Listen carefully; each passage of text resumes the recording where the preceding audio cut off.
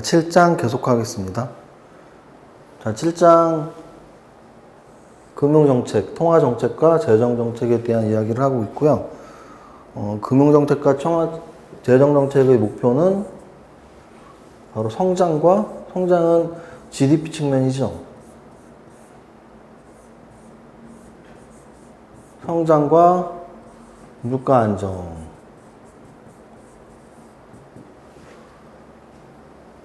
성장은 다시 말하면 실업률 낮추는 것일 수도 있죠. 성장을 한다는 건 소비 지출 증가하고 정부 지출 증가하고 기업의 투자 증가하고 그러한 것들은 결국은 실업률의 감소, 즉 완전 고용으로 가는 단계가 나오겠죠.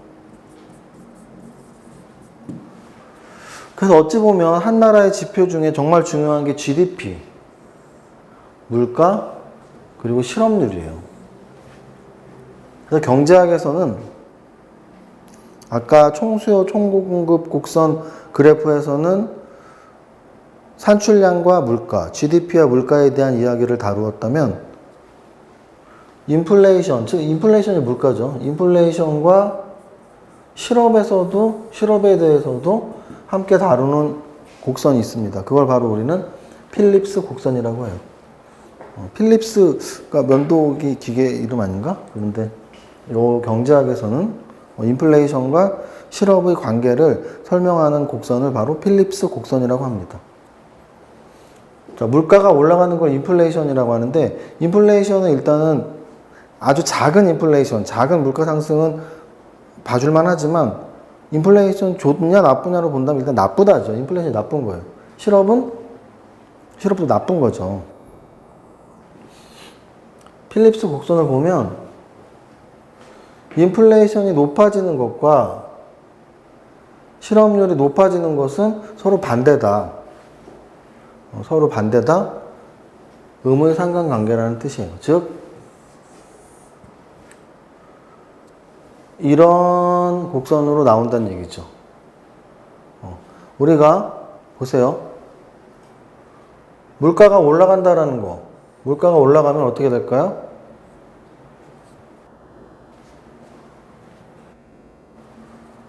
물가가 올라가면 실업률은 낮아지겠죠. 왜? 물가가 올라간다는 얘기는 경제가 화랑이란 얘기예요. 경제가 화랑일 땐 완전 고용에 가깝게 되니까 실업률은 당연히 떨어지겠죠. 반대로 물가가 떨어질 땐 경제가 침체되어 있는 거니까 실업률이 올라가겠죠. 그래서 내려갈 땐 올라가고 올라갈 땐 내려가니까 바로 그게 음의 상관관계라는 뜻이고요. 이런 모습이란 뜻이고요. 자, 총수요 확대 정책은 아까 말씀드렸듯이 한 나라의 총수요를 확대하는 방법은 소비를 진작시키든지 기업의 투자를 확대시키든지 정부의 지출을 높이든지 아니면 순수출이 나오든지 이 네 가지 중에 한 개 이상, 두 개, 세 개, 네 개가 나와서 총수요가 확대됐을 때 인플레이션과 실업률은 어떻게 될 거니? 총수요가 확대되면 당연히 수요 공급에서 수요가 이렇게 올라가면 어떻게 된다고 그랬어요? 물가는 올라간다니까요. 물가는 올라가고 물가가 올라가면 물가와 실업률은 역의 상관관계에 있으니까 당연히 실업률은 낮아지는 거예요. 자, 총수요 축소 정책은 어떻게 되냐? 총수요가 이쪽으로 간다는 얘기는 물가가 낮아지는 거잖아요. 물가가 낮아지면 경제가 안 좋아지는 거니까 실업률이 높아지고. 자, 장기에는 자연 실업률 수준에서 수직이다. 인플레이션과 실업은 장기적으로는 실업률은 변동이 없다는 뜻이에요. 장기적으로는 필립스 곡선은 수직이에요. 왜? 실업률이 변동이 없으니까. 실업률은 뭔데? 실업률은 요 다음에 조금 더 설명을 하고요.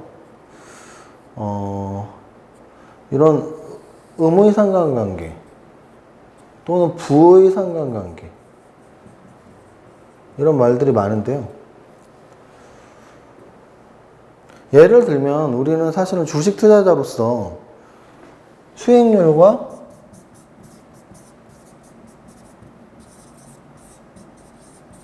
위험에 대한 이야기를 많이 합니다. 그래서 가장 전통적이고 확실한 이론 중에 하나가 수익률을 높이려면 위험도 부담해야 되고 위험을 부담하지 않으려면 수익률도 낮아지고 뭐 이러한 관계를 재무관리 기본으로 우리가 익히고 있으면 주식 투자에서 굉장히 큰 힘이 될 때가 있어요. 왜냐하면 내가 어떨 때 수익이 별로 안 나.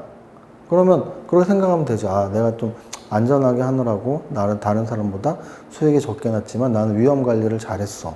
뭐 이렇게 약간 자기 위안을 할 수도 있고, 반대로 어떨 때 재수가 좋아서 수익이 많이 나면 내가 수익이 많이 난 게 공격적으로 했기 때문에 많이 난 거지 내가 운이 좋은 거야. 뭐 이렇게 좀 겸손하게 생각할 수도 있고, 그래서 수익률과 위험은 같은 방향으로 움직인다라는 걸 우리가 알 수가 있습니다. 또 이런 두 가지 관계들은 우리가 살다 보면 이게 이렇게 움직이고 이게 이렇게 움직이고 이러한 관계들, 연관성, 그런 거에 대해서 또 주식 투자에 대해서 또 생각나는 것들은 뭐가 있냐면 종목 간의 주가 연관성에 대해서 생각을 많이 하다 보면 짝짓기 매매 성공률이 굉장히 높아지게 됩니다. 우리가 주식 투자를 제가 이제 한 20년 가까이 했는데 주식 투자를 하면서 사실은 여러 가지 기법을 써봤지만 남들이 안 하는 걸 많이 해야지 좋아요. 예를 들어 차트? 웬만한 차트 사람들 다 보지 않나요? 재무제표? 웬만한 사람들 재무제표 다 보죠. 짝짓기 매매? 웬만한 사람들이 다 하진 않아요. 그래서 사람들이 별로 안 하는 걸 나만의 무기로 갖고서 좀 이렇게 공략을 하다 보면 좋은 결과가 나올 때가 많은데요. 결국 짝짓기 매매의 핵심은 예를 들어 A와 B가 있는데 A와 B의 주가 상관관계를 말하는 거예요. 주가 상관관계. 여기 있잖아요.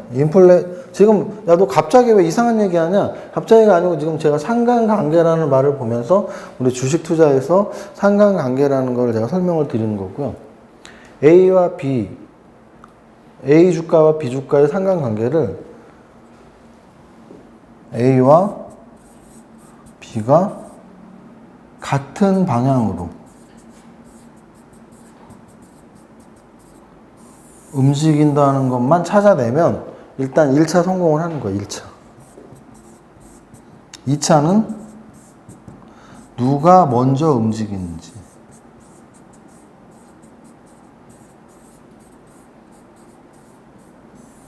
2차는 누가 먼저 움직이는지를 알면 바로 짝짓기 매매를 할 수 있는 거예요. 무슨 뜻이냐면 짝짓기 매매의 핵심은 A가 올라가네? B 사야겠다. 이거거든요. A가 올라가네? B 사야겠다. 그러면 A와 B는 같은 방향으로 움직이는 게 당연하죠. A와 B가 같은 방향으로 움직여야 돼요. 같은 방향으로 움직여야 되는데 어느 게 먼저 움직이는지의 순서가 중요한 거죠. 그래서 A가 움직이면 B가 움직인다. 그러면 A가 움직인 다음에 우리는 어떻게 하면 돼요? B를 매수를 하면 되는 거예요. 그게 바로 짝짓기 매매 상관관계. 그래서 여러분들이 이런 상관관계는 계속 추적 조사를 해볼 수가 있어요. 가장 좋은 방법은 관심 종목의 그룹핑을 하는 거죠. 관심 종목의 그룹핑을 해서 매일 그 주가를 보다 보면 정말 매일 똑같은 방향으로 같이 플러스가 나고 같이 마이너스가 나고 함께 움직이네. 그런데 정말 순서가 있네. 얘가 먼저 움직이고 그 다음에 얘가 움직이고 그 다음에 얘가 움직이고 그 순서를 우리가 알아내는 순간 이 매매가 가능해진다라는 말씀을 드리겠습니다. 자, 마지막으로 아까 방금 말씀드렸듯이 그 실업에 대한 우리 지금 인플레이션에 대한 설명은 사실 워낙 많이 드렸죠. 지금 우리가 1장부터 7장까지 공부를 했는데요. 그 중에 1장부터 3장까지가 미시 파트였고요. 지금 이제 4장부터 지금까지 했는데 4장에 국민소득과 물가였어요, 물가. 그래서 물가는, 거시경제에서의 물가는 미시경제에서의 가격만큼이나 굉장히 중요한 이 분석 도구이기 때문에 거의 매장마다 설명이 나오죠. 근데 실업은 그렇게 자주 나오지 않았기 때문에, 우리 금융정책과 재정정책을 쓰는 이유가 결국은 한 나라의 경제를 발전시키고 우리 국민 모두가 부자가 되기 위한 거잖아요. 근데 GDP만 올라가면 뭐예요? 실업률이 낮아져야지. 그래서 우리 모두가 잘 먹고 잘 살기 위해서는 실업률이 낮아져야 돼요. 즉 완전 고용 상태가 돼야 돼요. 어떻게 보면 지금 현재 우리나라 문재인 새 정부가 하고 있는 것도 결국은 이 이야기예요. 대통령이 바뀌고 나서 제일 먼저 했던 게 이 두 가지 정책이잖아요. 보세요.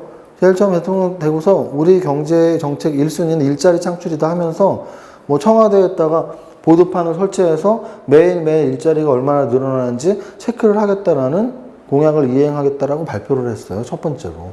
일자리 창출을 매일매일 지켜보겠다. 그 다음에 한 것이 최저임금 협상이었죠. 그래서 최저임금을 2020년까지 10,000원까지 올린다는 거잖아요. 그래서 지금 6,000원대에 있던 최저임금을 7,000원대로 올렸잖아요. 그럼 이제 8,000원, 9,000원, 10,000원까지 올리겠다는 거예요. 이 두 가지를 통해서 경제 성장을 한번 해보자는 얘기고, 자, 만약에 일자리 창출이 없고 최저임금 상승만 정책에 있었다면 경제학적으로 최저임금 상승하면 실업률이 좀 증가할 텐데 라는 우려가 있을 수도 있잖아요. 그런데 요게 생겼잖아요. 요거. 일자리 창출.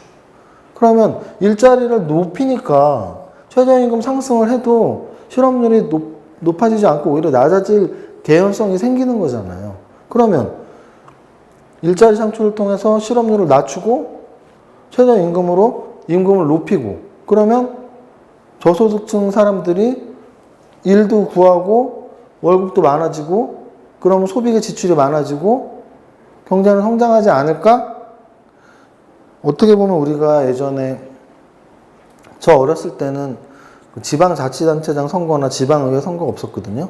근데 그 당시 뭐 슬로건으로 이렇게 걸었던 문구가 뭐였냐면, 처음 시작할 때 풀뿌리 민주주의였어요. 근데 그 말은 참 잘 만드는 것 같은데요. 민주주의가 어떻게 보면 가장 바닥에서부터, 민심에서부터 시작되는 게 민주주의라면, 지방의회 선거 또 지방자치단체장도 국민의힘으로 뽑는 게 맞지 않냐. 그게 바로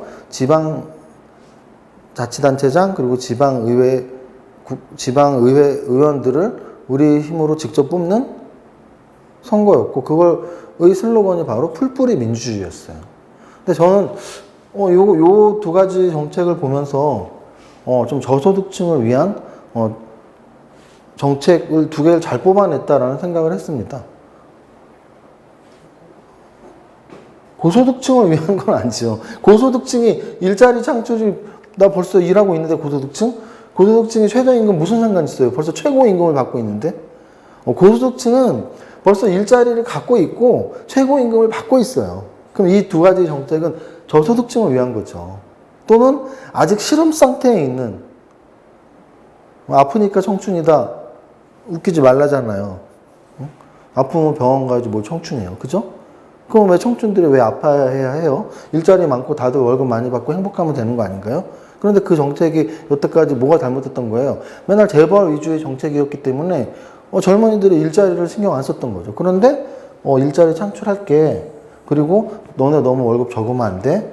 최저임금 올릴게. 그래서 이 두 가지 정책으로 지금 일단은 간 게, 저는 그래도 중장기적으로 성공만 한다면, 그 아까 말했던 민주주의가 풀뿌리 민주주의로 성공하는 것처럼 그 바닥에서부터의, 또 젊은이들에서부터의, 또는 저소득층에서부터의 경제 성장이 이루어지는 효과가 있지 않을까? 이렇게 경제학자가 아닌 그냥 미천한 경제 실력이지만 잘 좀 됐으면 좋겠다라는 생각을 해봅니다. 그래서 말하다 보니까 밑줄부터 먼저 말씀을 드리는데 위에부터 다시 설명을 드릴게요. 이거 역시 우리나라 얘기가 아니죠. 지금 계속 미국 얘기하는 거예요. 왜? 미국의 뭐 GDP 발표나 물가지수 발표, 소비자 물가지수 발표 또는 이런 실업률 발표, 매달 한 번씩 실업률, 주당 평균 근로시간, 노동시장 관련 통계 자료 이런 것들이 훨씬 중요하니까 어디에? 주식 투자자한테. 지금 우리는 그냥 경제학이 아니고 주식 투자자를 위한 경제학을 배우는 거잖아요. 그래서 주식 투자자들한테는 우리나라의 실업률보다 미국의 실업률이 더 중요한 거 어떡해요? 주식 투자자들에겐 우리나라의 금리보다 미국의 금리가 더 중요해요. 주식 투자자들에겐 이런 모든 지표들을 볼 때 미국 거야? 그럼 더 자세히 봐야 돼요. 그래서 미국 기준으로 설명을 했고요. 자연 실업률이라는 말이 있는데 경제의 정상적인 실업률, 즉 중장기적으로 완전 고용 상태를 일컫는 말이에요. 여기서 말하는 완전 고용이 정말 완전하게 100% 고용은 아니거든요. 그래서 완전 고용에 가까운 그런 정도의 실업률, 그걸 자연 실업률, 이거는 없어질 수가 없는 거예요. 이거를 감안하고 완전 고용 상태를 말을 하는 거니까. 그래서 자연 실업률은 중장기적으로 야, 그 정도 실업률은 당연한 거야. 그럼 뭐가 당연한 걸까요? 이직을 하는 동안 정도. 전 국민이 모두 죽을 때까지 그 일만 하는 건 아니잖아요. 요즘 이직률이 얼마나 높은데요.